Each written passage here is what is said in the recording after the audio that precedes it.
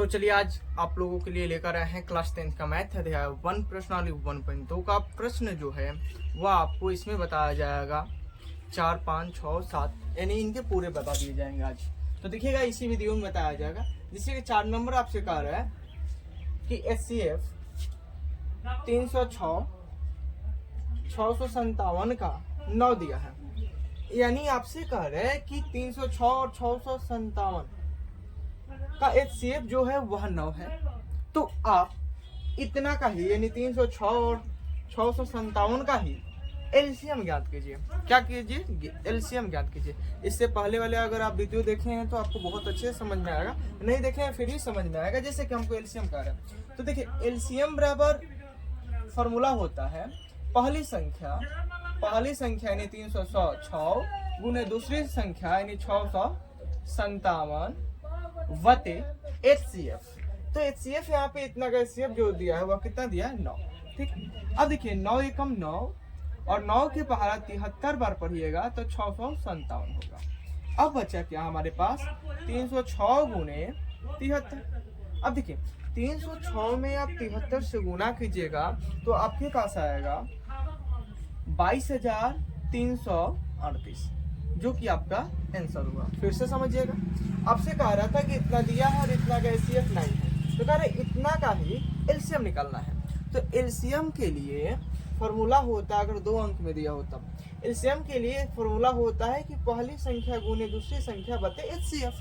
तो पहली संख्या 306 है गुने दूसरी संख्या 657 है बटे HCF जो दिया गया इसका 9 दिया गया तो 9 से भाग करेंगे।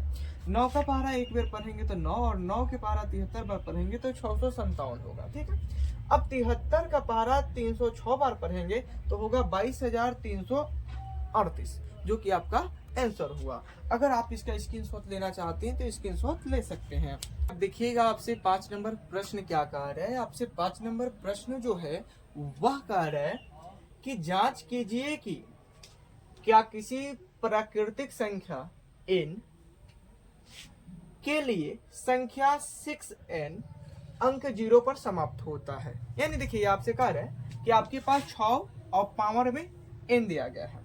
तो n जो है एक प्राकृतिक संख्या है। क्या है? प्राकृत संख्या। और n का मान आप कुछ भी रखिए। अगर आप n का मान कुछ भी रख रहे हैं तो क्या आपको 0 प्राप्त होगा?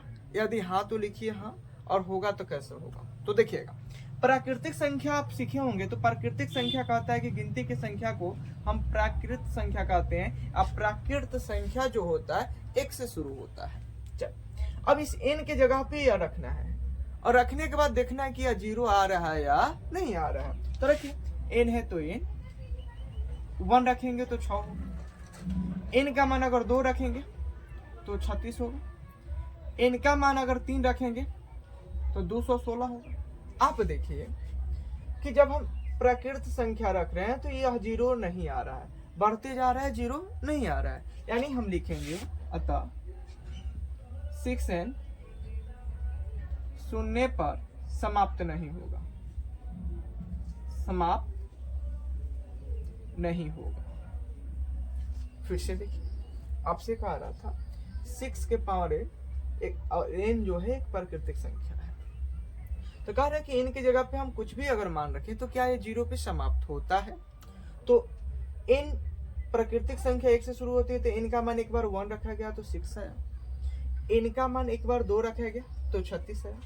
n का मान एक बार 3 रखा गया तो 216 आया। आपको कहीं 0 दिखाई दे रहा है? नहीं। तो अतः 6n शून्य पर समाप्त नहीं होता है। इसका स्क्रीनशॉट लेना चाहते हैं तो ले सकते हैं। अब आप देखिएगा 6 नंबर प्रश्न आपसे कह रहा है व्याख्या कीजिए कि 7 गुने 11 गुने 13 प्लस 13 और 7 गुने 6 गुने 5 गुने 4 गुने 3 गुने 2 गुने 1 प्लस 5 भाज्य संख्या है क्यों? यानी हमको बताना है कि यह जो दिया गया है यह भाज्य संख्या क्यों है। तो देखिएगा बहुत सिंपल।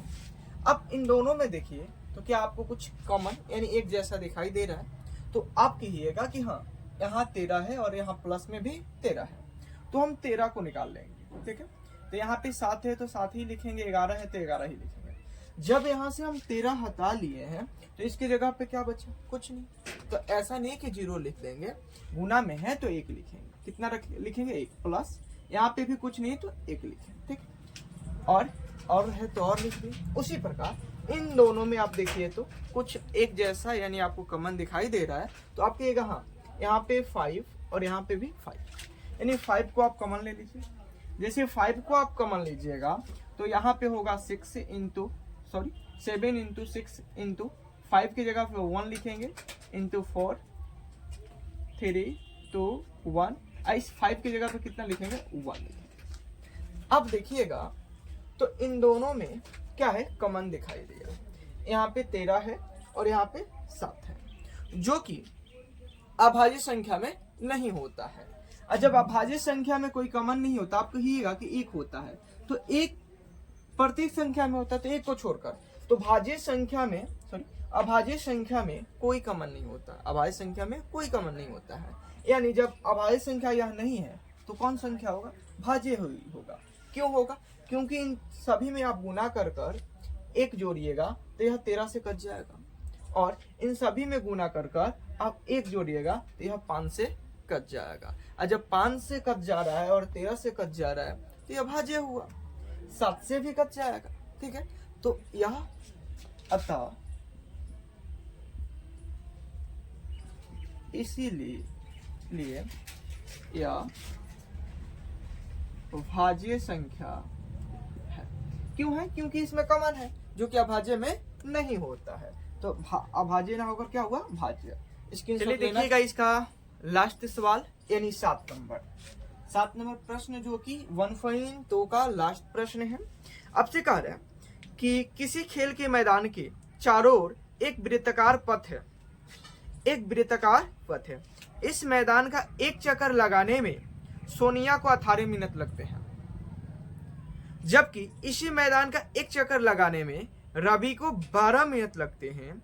मान लीजिए वे दोनों एक ही स्थान और एक ही समय पर चलना शुरू करके एक ही दिशा में चलते हैं, कितने समय बाद वह पुनः स्थान पर मिलेंगे।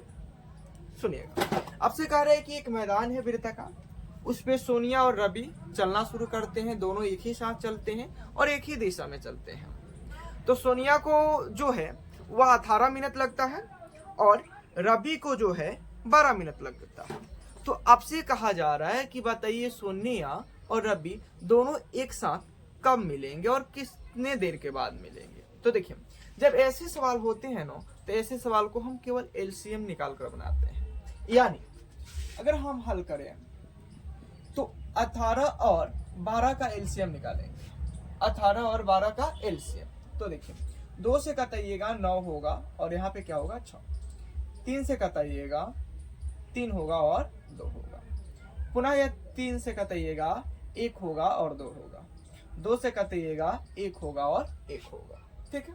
अब गुना कीजिए, 2 गुने 3 गुने 3 गुने 2, जितना आएगा ना वही आपका समय होगा। 2 3 6, 6 त्रिका 18, 18 दूना 36, यानी वह जो है 36 मिनट के बाद पुनः एक साथ मिलेंगे। यह जो हुआ आपका आंसर हुआ। यदि आप लोगों को वीडियो अच्छा लगा होगा तो वीडियो को लाइक कीजिएगा, शेयर कीजिएगा, और आप हमारे चैनल पर पहली बार आए होंगे तो चैनल को सब्सक्राइब और बेल आइकन को प्रेस करना नहीं भूलिएगा।